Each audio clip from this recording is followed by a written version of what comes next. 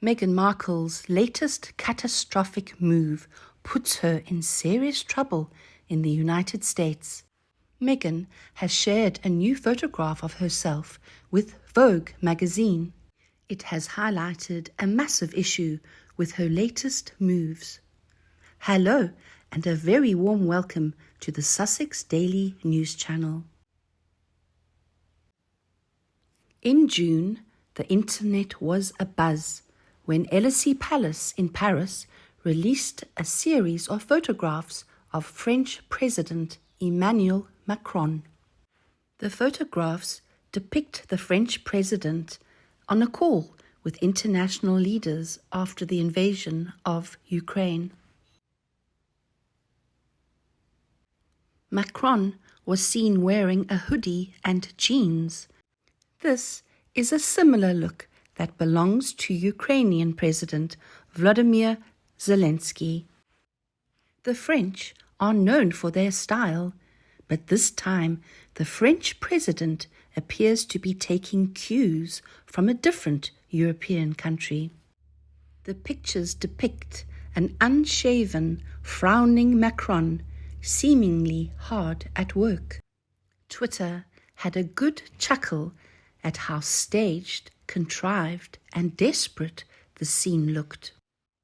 Photographs taken of a person seeming to show care has become a very 21st century performance piece, especially for social media.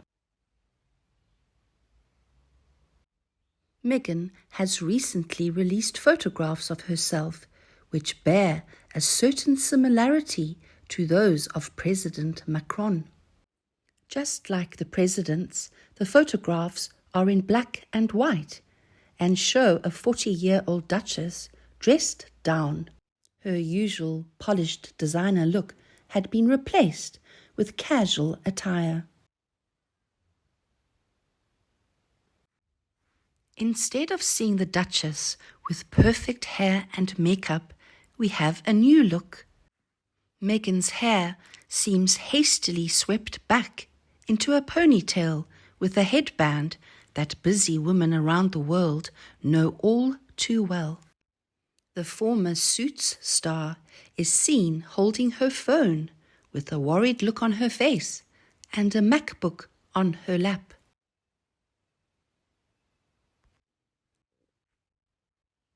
Similar to the photograph of Macron, this picture of Meghan was taken on a charitable flight.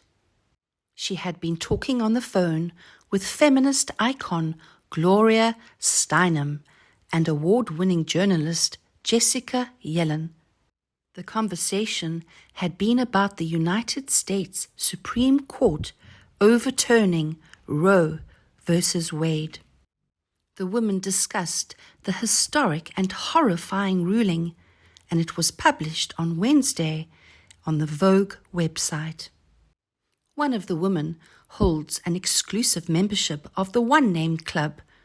Beyoncé, Madonna, and Oprah belong to it too. But here we have the Duchess of Sussex, who is using her fame and title to reach out and speak out against a decision that should terrify and anger the entire world. Many famous people have been incensed, terrified, and galvanized into action by this Supreme Court's archaic ruling. Adding her voice is a credit to Meghan.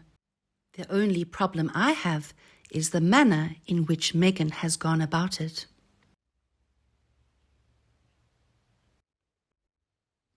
In the introductory paragraph of the Vogue article, Yellen says that she called the two people that she knew who could put the earth-shattering event into perspective. So, who were these women? The first was Gloria Steinem, and the second, Meghan, Duchess of Sussex. The article is all about the women's conversation, and it is an interesting read. We find out that Meghan and Steinem are working together to have the Equal Rights Amendment ratified. Good work, ladies.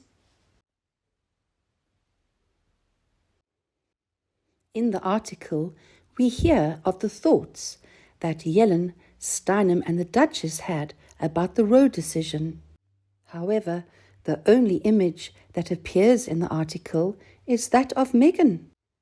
It must have been supplied to the magazine by the Sussex's Philanthropic Archwell team, and this is where there is an issue. Why were there no photographs of Yellen or Steinem? Perhaps Vogue had only asked Meghan for her picture and not the others. No matter whose decision it was to include a solo picture of Meghan, its very presence exemplifies the fact that Meghan's new brand of caring is one that puts her at the very center of things. Meghan's philanthropic work may look like a public relations ploy. Previously, in 2019, Meghan had guest edited British Vogue. According to the magazine's editor, Edward Enifel, Meghan did not want to appear on the cover because she felt it might appear boastful. This sentiment might have ruffled some feathers. Since the 1950s, every senior female member of the royal family has appeared on the front cover of a fashion Bible. But over a year later, when Harry and Meghan were now Californian ratepayers, they took part in a charity Baby to Babies drive, where they handed out back-to-school supplies for underprivileged children. They had brought their own photographer along and then released the photographs to the press. Then, in 2019, on Remembrance Day, the Sussexes did the same thing again. They had brought their own photographer along to record them looking appropriately somber for images that were later distributed to the media. It is amusing to note that the very first sighting of Meghan and Harry on United States soil came when a member of the paparazzi just happened to catch the couple delivering for Project Angel food.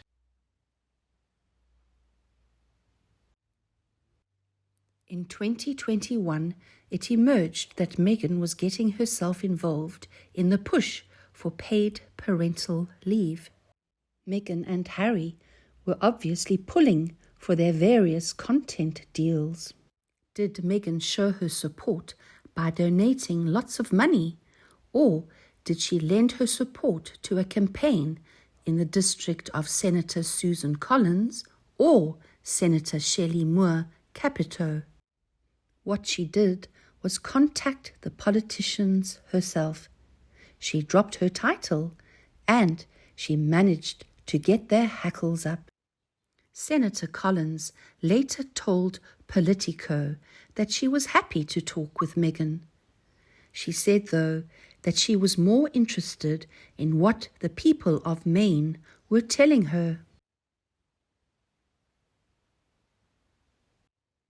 In May of this year, 19 children and 2 teachers were murdered by a gunman at a school in Texas. Meghan had flown in to pay her respects. She was seen laying flowers at a memorial, conveniently surrounded by the press. She then visited a blood drive center and donated food to the volunteers.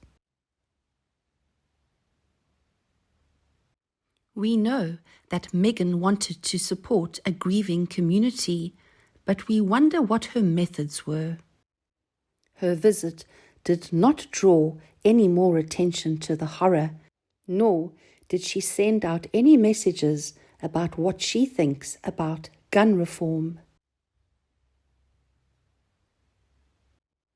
Harry is the Chief Impact Officer for the mental health platform called Better Up. Using a platform such as this could have provided support for the entire town. Meghan could have also made a massive food donation. There are so many other ways she could be useful in making differences in moments like this, but it seems all too often that all that Meghan cares about is being center stage. In moments like this, and Meghan's fight for paid parental leave, we end up getting lots of photographs of Meghan seeming to care.